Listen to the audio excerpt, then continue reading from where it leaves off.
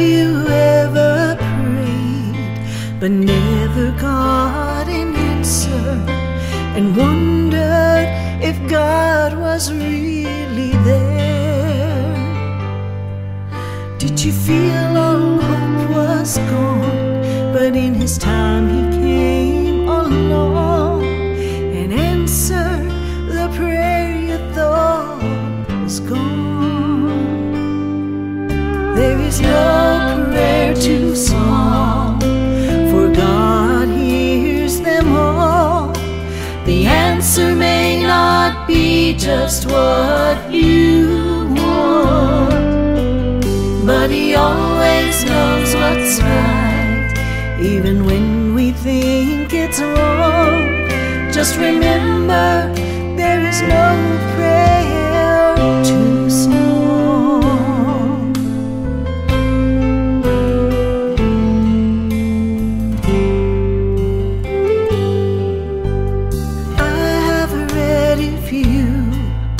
Will ask, you shall receive. No matter what it is, I still believe. There is no prayer too small, and even when we fall, He gives us just exactly what we need. There is no prayer too small, for God hears them all. The answer may not be just what you want, but He always knows what's right, even when we think it's wrong. Just remember, there is no prayer too small. No prayer too small. He always knows what's right. God hears them all. There is no prayer too small. My God hears them all. The answer may not be just what you want, but He always knows what's right, even when we think it's wrong. Just remember, there is no prayer too small. No prayer too small.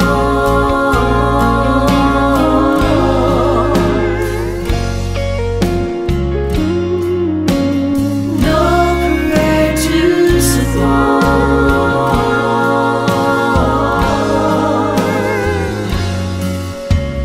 God hears them all.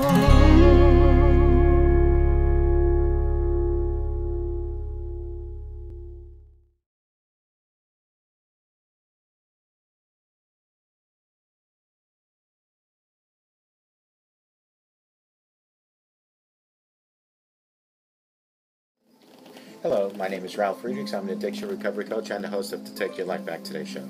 As an addiction recovery coach, I want to share something with you. Let me be crystal clear to leave an everlasting impact upon you. Just imagine being buried alive. You're in the coffin, but you know you're not dead.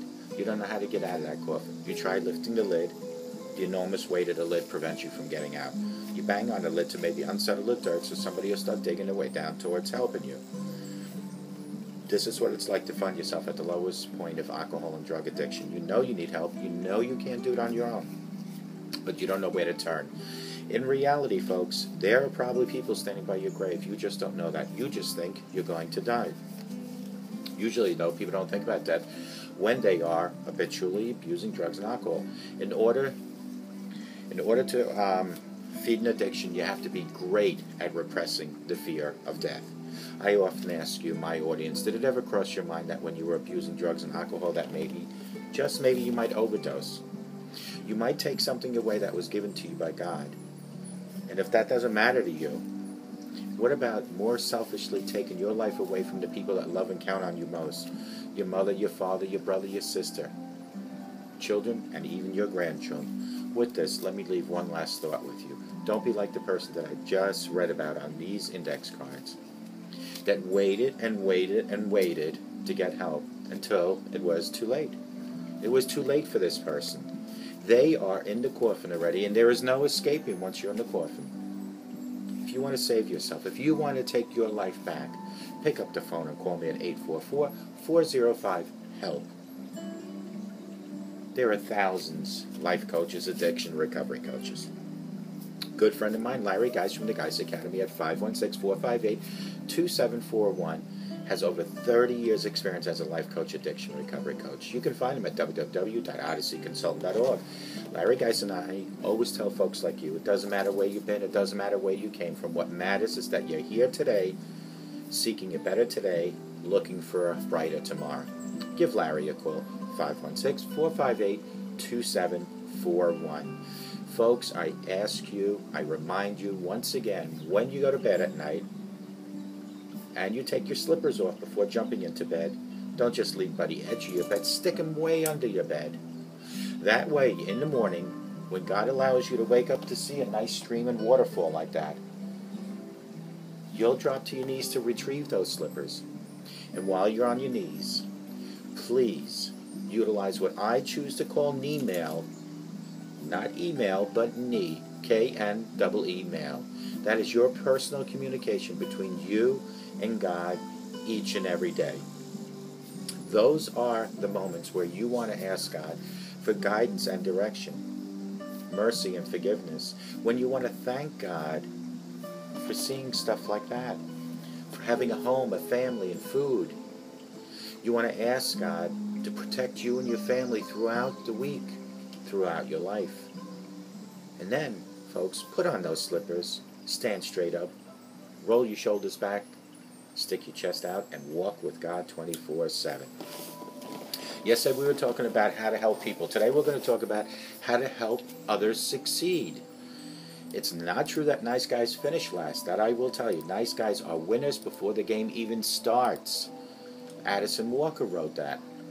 This past week I sent an email to a friend. I thanked him for helping me over the years and being a significant factor in becoming the success that I am. He wrote back, "If I have helped you succeed, I am happy." It was a short email response, but it communicated an important truth. Our greatest successes in life are often found in helping others succeed. Our most lasting and fulfilling achievements are often earned by helping others fulfill theirs. Karma is very important. This is foreign thinking to a culture that often sees the world as one giant competition.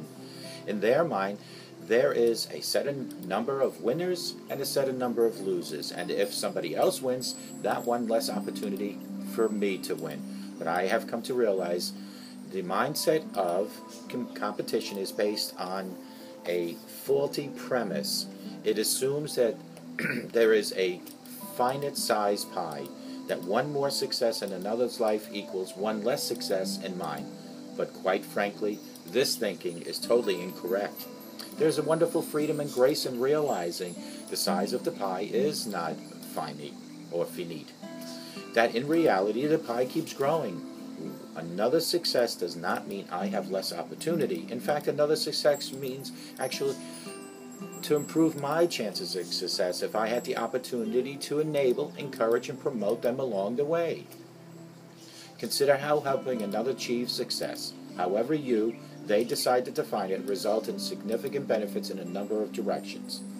The receiver has reached far greater potential than they could have on their own.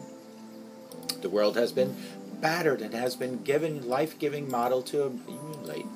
The giver is remembered fondly and is often publicly and privately thanked for their contribution. A stranger is likely to be the recipient of the original receiver's paying it forward, and the cycle begins all over again.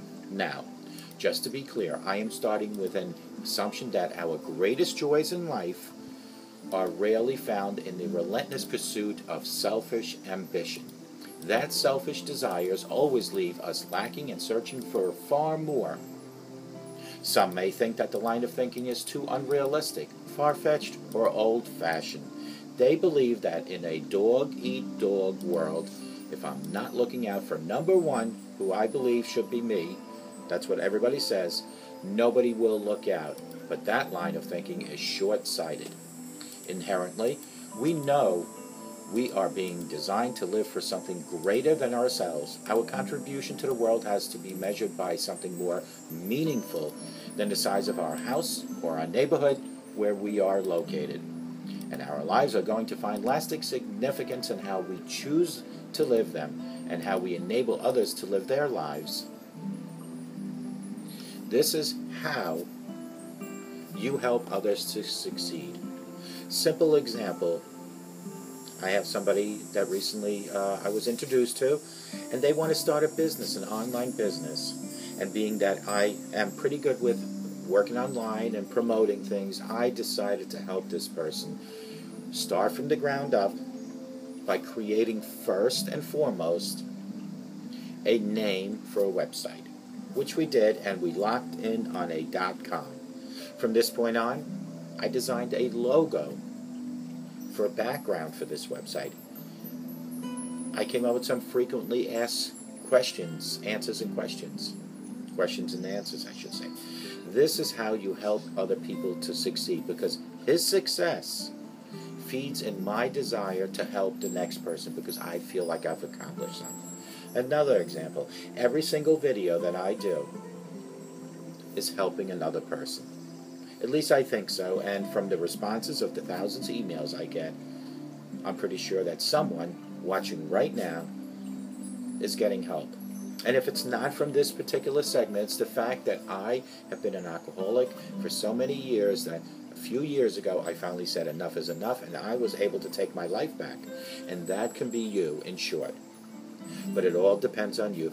Do you really want your life back? Do you want to start where you started once? Or do you want to continue where you are right now? And if you're at a point where you wake up for drinking, you wake up to do drugs, then it's time for a change. And the only change that's possible is through your inner self. Right here. You would have to want it. And then you have to include your higher power, because without your higher power, all else is unable to do. And the fact that I began this video and talked about an email, when you're on your knees talking to God, ask God to guide and direct you, give you the strength, because without a higher power, even AA promotes higher power. Without higher power, the power of prayer would not work, because then you would be praying to no one. But the fact that the power of prayer is a direct communication line between your mouth and God's ears is the strongest weapon you have in your arsenal to fight whatever addiction you have. It could be alcohol, drugs, gambling, sexual, etc. Whatever your situation is, if you're fighting depression, low self-esteem, with the help of God and human help such as life coaches and addiction recovery coaches, even you can take your life back. But it starts today. Reach out and ask God for guidance and direction. Reach out to me at 844-405-HELP, and I promise you I will help you take your life back. Give me a call, 844-405-HELP.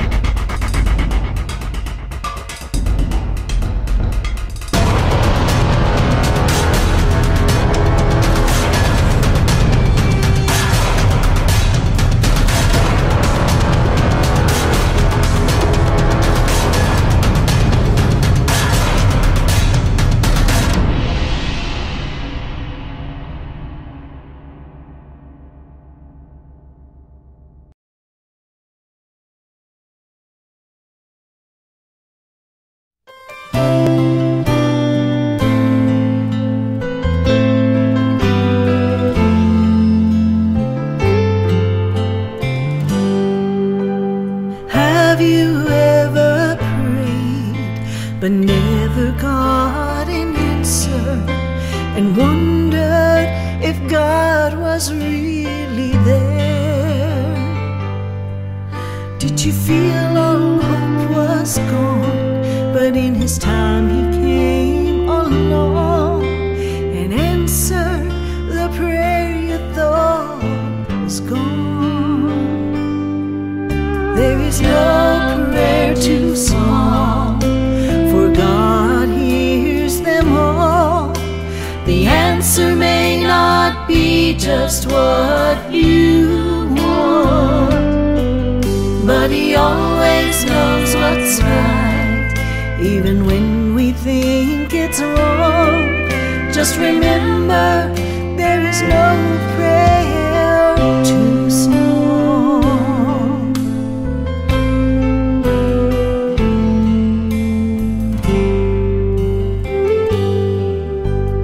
I have read if you will ask, you shall receive. No matter what it is, I still believe. There is no prayer too small, and even when we fall, He gives us just exactly what we need. There is no prayer too small, for God hears them all. The answer may not be just what you want, but He always knows what's right, even when we think it's wrong. Just remember, there is no prayer too small. No prayer too small. He always knows what's right. God hears them all. There is no prayer too small. My God hears them all. The answer may not be just what you want, but He always knows what's right, even when we think it's wrong. Just remember,